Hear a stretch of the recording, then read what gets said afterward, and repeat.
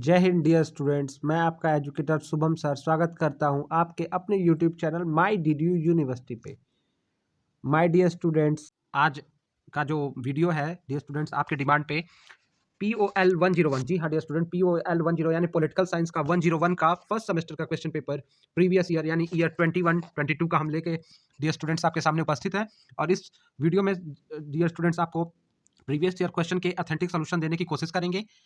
और जो ये एग्जाम है, ये आपका जो एग्जाम होने जा रहा है पॉलिटिकल साइंस का, जो आप देने जा रहे हैं वो 2 क्रेडिट का होगा, अपने स्क्रीन पे देख सकते हैं। और वो CBCS मोड में हो रहा है, choice based credit system mode में हो रहा है डियर स्टूडेंट। आपको पता है ये इस पेपर में 60 मार्क्स के क्वेश्चन होंगे और कुल क्वेश्चनों की संख्या 40 होगी, ठीक है। लेकिन समय जो आप देख पा रहे हैं यहाँ पे कि 1.5 घंटे है, लेकिन अभी आपको सिर्फ 1 घंटा ही मिलेगा, तो 1 आवर मिलेगा। चलिए बिना टाइम वेस्ट किए आपको क्वेश्चन पेपर ले चलते हैं। पहला क्वेश्चन कह रहा है, क्या कह रहा है कि किसने राजनीति को अधिपति विज्ञान की संज्ञा दी? Who address political science as a master science? तो पॉलिटिकल साइंस को मास्टर साइंस किसने कहा है? तो मैं आपको बता दूं, पॉलिटिकल साइंस को मास्टर साइंस अरस्तु यानी अरिस्टोटल ने कहा है। तो इसका राइट आंसर अरिस्टोटल हो जाएगा, ठीक है। अरस्तु ने कहा है, ठीक है। दूसरा क्वेश्चन क्या कर रहा है कि स्टेट कंसिस्ट यानी राज्य के तत्व कितने होते हैं, यानी स्टेट के कितने तत्व होते हैं, ठीक है। तो आपको बता दूं डियर स्टूडेंट कि 4 एलिमेंट होते हैं, यानी जो 4 तत्व होते हैं। राज्य के कितने तत्व हैं? 4 तत्व होते हैं, ठीक है। तो ये 4 तत्व सही आंसर हो जाएगा। दूसरा क्वेश्चन क्या कह रहा था? पॉलिटिकल साइंस डील विद, यानी राजनीति विज्ञान किससे संबंधित है? तो राजनीति विज्ञान डियर स्टूडेंट आपको बता दूं कि राजनीति विज्ञान ऑप्शन क्या क्या कर रहा है? ए कर रहा है राज्य से और सरकार से, बी कर रहा है उद्योग से, सी कर रहा है वाणिज्य से, डी कर रहा है धर्म से। तो राजनीति विज्ञान आप जानते ही हैं, राज्य और सरकार से इसका संबंध है, ठीक है।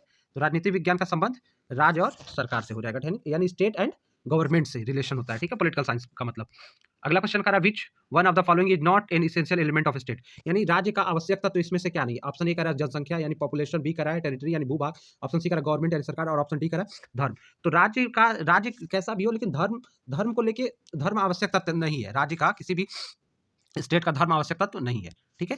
डियर स्टूडेंट मैं बताना चाहूंगा कि बहुत सारे क्वेश्चन बैंक्स जो मार्केट में है, तो उसमें आप अपने आंसर्स देख के जाएगा, उसमें बहुत गलत आंसर्स पे टिक लगा हुआ है, ठीक है। मैं किसी भी क्वेश्चन बैंक का नाम नहीं लूंगा, लेकिन मैं आपसे फिर से कहूंगा कि आप अपने आंसर्स देख के जाइएगा, ठीक है। उसमें जो आप मल्टीपल चॉइस क्वेश्चन देख रहे हैं उसका आंसर बहुत सारा गलत टिक हुआ है, ठीक है। तो उस पर बहुत यकीन नहीं कर सकते, आप अपने आप को वेरीफाई जरूर कर लीजिएगा, ठीक है। अगला क्वेश्चन क्या कर रहा है कि एक राज्य जो अपने नागरिकों को अधिकतम सामाजिक सुविधाएं प्रदान करता है वो कहलाता है, यानी state which provide citizen wide range of social service, जो अधिकतम वो सुविधाएं प्रदान करता है तो वो क्या कहलाता है? तो आपको बता देना चाहूंगा कि वो वेलफेयर स्टेट हो जाता है, यानी कल्याणकारी राज्य, वेलफेयर स्टेट, ठीक है। तो वेलफेयर स्टेट होता है वो, ठीक है। अगला क्वेश्चन कह रहा है वेलफेयर स्टेट क्या सुनिश्चित करता है, यानी क्या निश्चित करता है? कल्याणकारी राज्य क्या निश्चित करता है? तो वो कह रहा है इकोनॉमिक हित, यानी economic welfare, social welfare, culture और इकोनॉमिक। तो ठीक है, लास्ट ऑप्शन डी करा आर्थिक सामाजिक और राजनीतिक हित तीनों को करता है। तो यही सही आंसर है कि जो एक कल्याणकारी राज्य होता है वो आर्थिक सामाजिक और राजनीतिक हित सबकी बात करता है, ठीक है। यानी इकोनॉमिक सोशल और पॉलिटिकल वेलफेयर तीनों की बात करता है, ठीक है। चलिए अगला क्वेश्चन कह रहा है the state exist for life and continue to exist for the sake of good life, this statement has been made by. राज्य का अस्तित्व जीवन के लिए है और इसकी निरंतरता सदजीवन के लिए। ये कथन किसका है? ये तो बता दूं डियर स्टूडेंट्स, ये अरिस्टोटल का स्टेटमेंट है, यानी अरस्तु, जिसको अंग्रेजी में अरिस्टोटल और हिंदी में अरस्तु कहते हैं, ये उनका स्टेटमेंट है, ठीक है। तो आप चलिए अगला क्वेश्चन कर रहा है the state is an instrument of exploitation, यानी राज्य जो है वो शोषण का एक माध्यम है, तंत्र है, यंत्र है, जो भी कह दीजिए। तो ये किसने कहा है? तो राज्य को शोषण का मतलब जो भी ये टूल किसको कहा है? तो वो उसने कहा है कि मार्क्स ने, कार्ल मार्क्स ने इस स्टेटमेंट को, जो मार्क्सवादी थे इन्हीं, तो और उन्होंने इसको कहा है कि राज्य शोषण का एक यंत्र है, टूल है, टूल ऑफ विक्टिमाइजेशन। वो is father of political science. ये बहुत अच्छा क्वेश्चन है डियर स्टूडेंट, आपको याद होना चाहिए कि फादर ऑफ पॉलिटिकल साइंस की बात आती है तो अरस्तु ही, अरिस्टोटल ही फादर ऑफ पॉलिटिकल साइंस माने जाते हैं, ठीक है।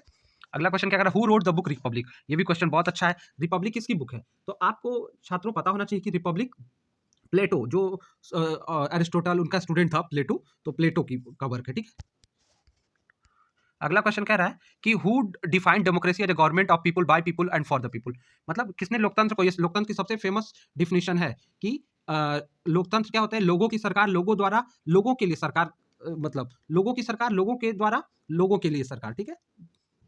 यानी गवर्नमेंट जो होती है एक सरकार जो लोगों द्वारा बनाई जाए, लोगों के लिए हो और लोगों द्वारा ही चलाई जाए। तो ये किसने कहा? तो ये आपको पता है अब्राहम लिंकन। अब्राहम लिंकन, अब ये अब्राहम, ये आप ये भी जानते हैं अब्राहम लिंकन अमेरिका के पहले अश्वेत यानी नॉन वाइट, मतलब ब्लैक प्रेसिडेंट बने अब्राहम लिंकन, ठीक है। और बाद में अब बराक ओबामा जी भी अश्वेत राष्ट्रपति, सॉरी प्रधानमंत्री अगर मैंने कह दिया तो गलती से कहा, वो अमेरिका में प्रेसिडेंट होता है, ठीक है। तो वहां के वो क्या बने कि नॉन वाइट, यानी जो कहते हैं ब्लैक प्रेसिडेंट ऑफ अमेरिका, अश्वेत राष्ट्रपति बने, ठीक है।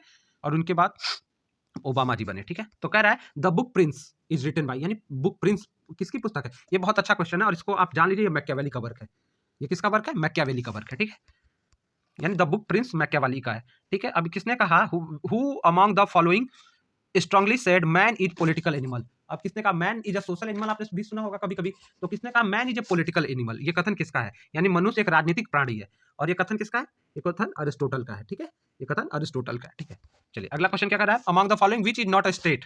इसमें से राज्य क्या नहीं है? संयुक्त राज्य अमेरिका, ऑप्शन बी कह रहा है इंडिया, ऑप्शन सी कह रहा है यूनाइटेड नेशन ऑर्गेनाइजेशन है, संयुक्त राष्ट्र संघ, और ऑप्शन डी कह रहा है फ्रांस। तो इसमें से राज्य क्या नहीं है? भारत भी एक देश है, राज्य है। सॉरी, भारत भी एक राज्य है। ये जो अमेरिका भी, संयुक्त राज्य अमेरिका भी एक राज्य है और फ्रांस भी एक राज्य है। लेकिन जो हमारा ये ऑप्शन है यूएनओ, यूएनओ क्या है? यूनाइटेड नेशन ऑर्गेनाइजेशन, इसी को संयुक्त राष्ट्र संघ भी कहते हैं। ये क्या है? ये राज्य नहीं है। ये क्या नहीं है? ये राज्य नहीं है, ये एक संस्था है, ठीक है, जो कई देशों से मिलकर चलती है, जिसमें कुछ सदस्य, इसमें भारत भी एक सदस्य देश है, ठीक है। अगला क्वेश्चन देख लेते हैं। According to Marxist the state is, मार्क्सवादियों के अनुसार राज्य है, तो ऑप्शन ए कह रहा है डिवाइन इंस्टीट्यूट है, देवी संस्था है। ऑप्शन बी कह रहा है नेचुरल स्टेट है, इंस्टीट्यूशन है, तो प्राकृतिक संस्था है। ऑप्शन सी कह रहा है मैन मेड इंस्टीट्यूशन है, यानी मानवकृत संस्था है। और डी कह रहा है रिजल्ट ऑफ इवोल्यूशन, यानी विकास का परिणाम है। तो मार्क्सवादियों के अनुसार क्या होता है राज्य? Man made. जो स्टेट होता है, राज्य होता है जो, वो मैन मेड है, ठीक है, मानव द्वारा बनाया गया, ठीक है। ह्यूमन प्रोडक्ट ऑफ वो जो है सोसाइटी है, सोसाइटी वो नेचुरल नहीं होता, ये याद रखिएगा, ये नेचुरल नहीं होता है, ठीक है।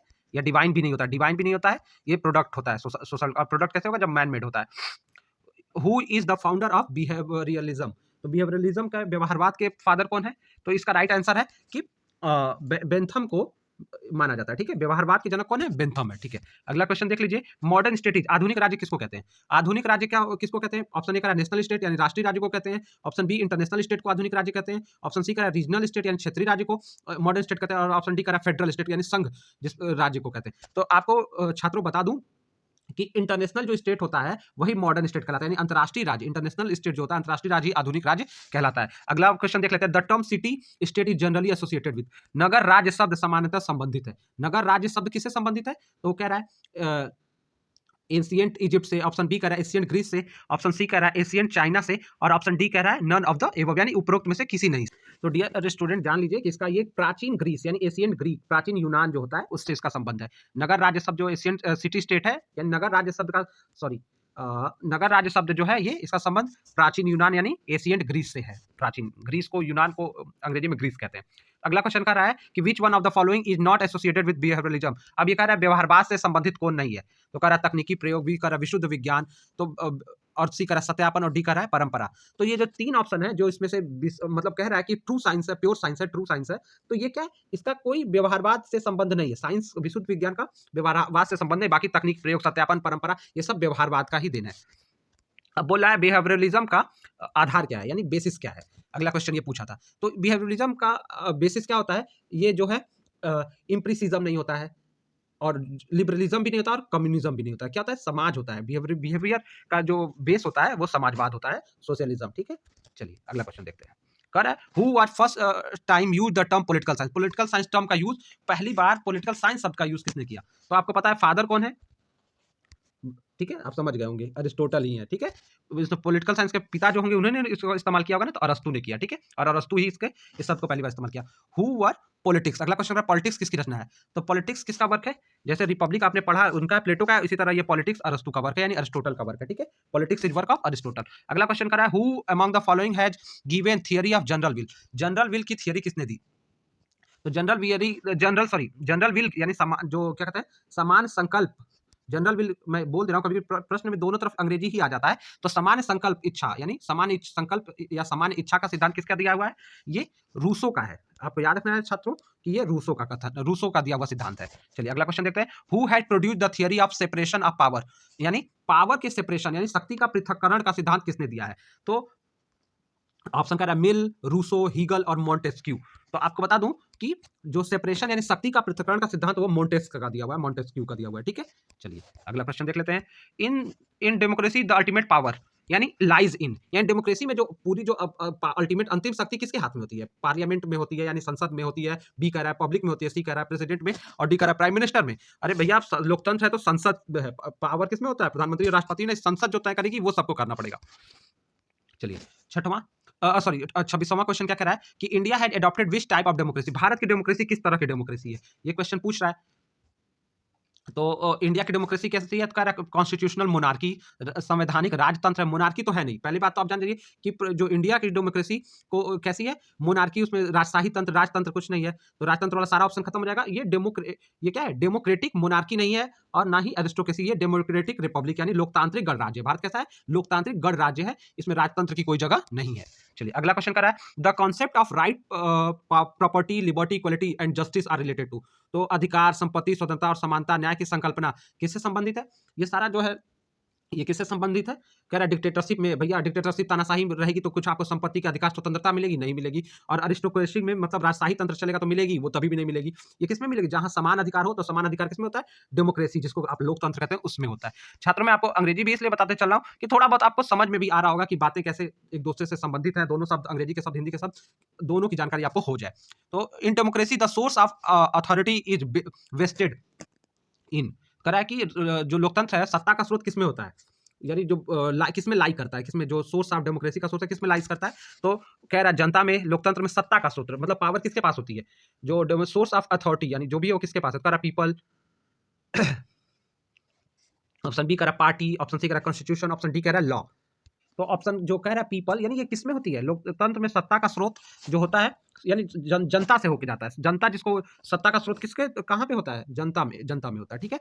पार्टी में भी नहीं होता है और संविधान और विधि में नहीं होता है। अगर हम बात करें देश का जो प्रमुख क्या है, देश में मतलब देश में जो रूल कैसे होता है या देश कैसे है, तो देश में प्रथम भारत संविधान से गवर्न होता है, जबकि ब्रिटेन में रूल ऑफ लॉज चलता है, ठीक है। रूल ऑफ लॉज के साथ ब्रिटेन में सत्ता गवर्न होती है, वहां पे संविधान है लेकिन रूल ऑफ लॉज वहां पे ज्यादा इंपॉर्टेंट है, ठीक है।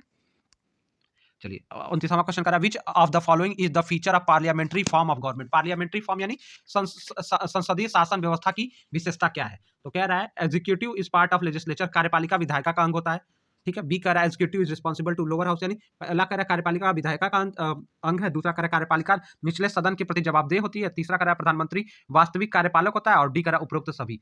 तो डियर स्टूडेंट आप सब जानना है कि एजुकेटिव, ये दो सारे ऑप्शन सही है, उसका आंसर क्या होगा, उपरोक्त सभी, ठीक है। यानी जो कार्यपालिका विधायिका का अंग भी है, कार्यपालिका की निचले सदन के प्रति जवाबदेही होती है, executive is responsible to lower house, और क्या होता है prime minister is real executive, और इसका क्या प्रधानमंत्री वास्तविक कार्यपालक होता है, ठीक है। चलिए सही बात है, सारे ऑप्शन सही होंगे इसके, याद रखिएगा, ठीक है। चलिए अगला क्वेश्चन देख लेते हैं which of the following is not a feature of presidential form of government, तो प्रेसिडेंशियल फॉर्म ऑफ गवर्नमेंट यानी अध्यक्षीय शासन पद्धति की क्या विशेषता नहीं है, तो सिंगल एजुकेटिव, एकल कार्यकारी, बी कह रहा है कार्यपालिका का निश्चित कार्यकाल, सी कह रहा है नियंत्रण और संतुलन यानी चेक एंड बैलेंस, और डी कह रहा है निचले सदन का विघटन, डिसोल्यूशन यानी खत्म कर देना, विघटन। तो कह रहा है एक अध्यक्षीय शासन पद्धति की विशेषता क्या नहीं है, तो अध्यक्षीय शासन की विशेषता जो इसमें से है, कह रहा है कि निचले सदन का विघटन, यानी जो लोअर हाउस होता है उसका विघटन नहीं होता है, ठीक है। तो ये एक अध्यक्षीय शासन प्रणाली में निचले सदन का विघटन जो है वो अध्यक्षीय शासन की शासन प्रणाली यानी जो कह सकते हैं प्रेसिडेंशियल फॉर्म ऑफ गवर्नमेंट की एक फीचर नहीं है, उसकी एक क्वालिटी नहीं है। The word democracy has its origin from which language, अब कह रहा है डेमोक्रेसी का ओरिजिन किस भाषा से ये शब्द आया है, तो ये ग्रीक वर्ड है, आपको बताना चाहूंगा स्टूडेंट्स कि ये ग्रीक वर्ड है।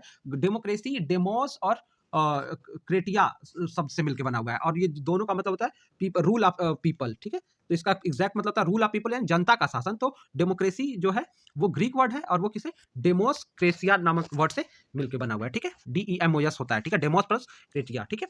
चलिए आगे बढ़ते हैं। 32वां क्वेश्चन का, ये बहुत इंपॉर्टेंट क्वेश्चन है, डेमोक्रेसी किस दो वर्ड से मिलकर बना है उसको आप देख लीजिएगा। Which is not necessary for democracy to be successful, कह रहा है लोकतंत्र की सफलता के लिए क्या आवश्यक नहीं है, आर्थिक समानता, सामाजिक न्याय, समान अधिकार, इनमें से कोई नहीं। तो कह रहा है कि भैया लोकतंत्र के लिए आर्थिक समानता भी होनी चाहिए, सामाजिक न्याय भी होना चाहिए, economic equality, social justice, equal right, सबके अधिकार समान होने चाहिए, और इनमें से कोई नहीं। तो जरूरत सब है तो क्या बच गया, क्या आवश्यक नहीं है, तो कह रहा है इनमें से कोई नहीं, ये गलत है, बाकी जरूरत इन तीनों की है, ठीक है। तो ये तीनों की जरूरत है, तो इसका राइट आंसर हो जाएगा इनमें से कोई नहीं, नन ऑफ द एबव, ठीक है। यानी जरूरत हमको लोकतंत्र की सफलता के लिए आर्थिक समानता होनी चाहिए, सामाजिक न्याय और समान अधिकार यानी इक्वलिटी, सोशल जस्टिस और इक्वल राइट होने चाहिए, तभी लोकतंत्र सफल हो सकता है, यानी डेमोक्रेसी सफल हो सकती है।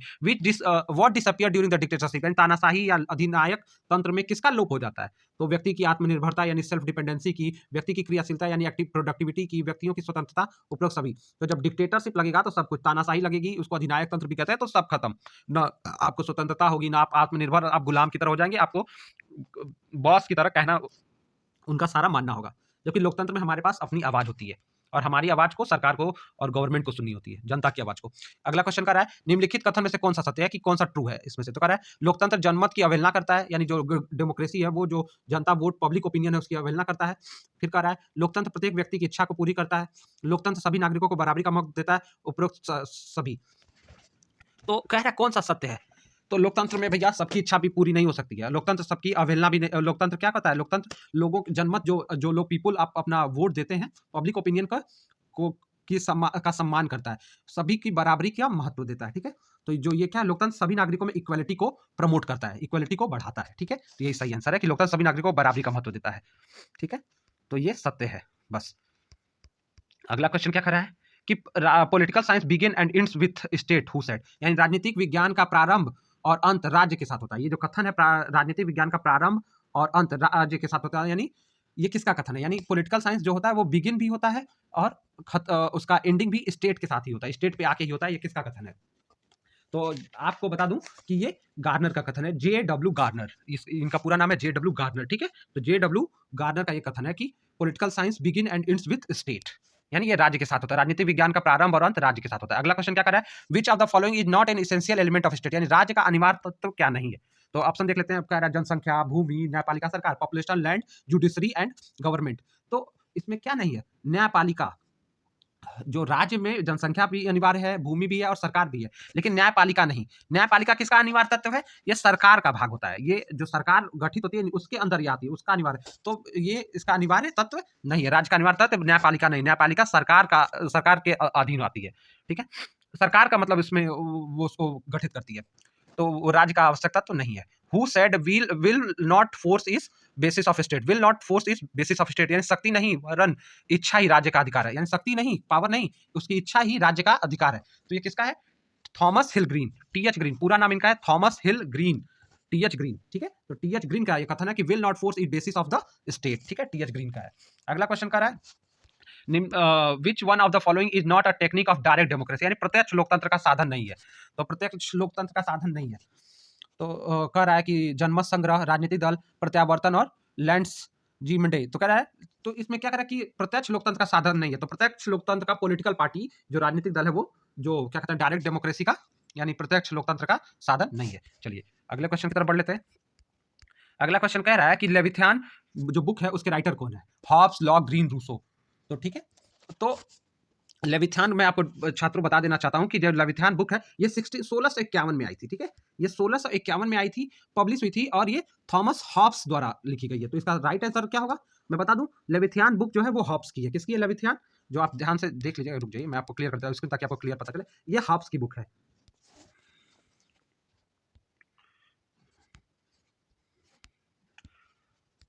ये हॉब्स का बुक है। ठीक है, इसका राइट आंसर है हॉब्स। और बता देना चाहता हूं कि लॉक का जो है, लॉक का ऑप्शन दिया तो लॉक का भी अगर बुक आता है ट्रेजर ऑफ गवर्नमेंट, इनकी किताब का क्या नाम है, ट्रेजर ऑफ गवर्नमेंट।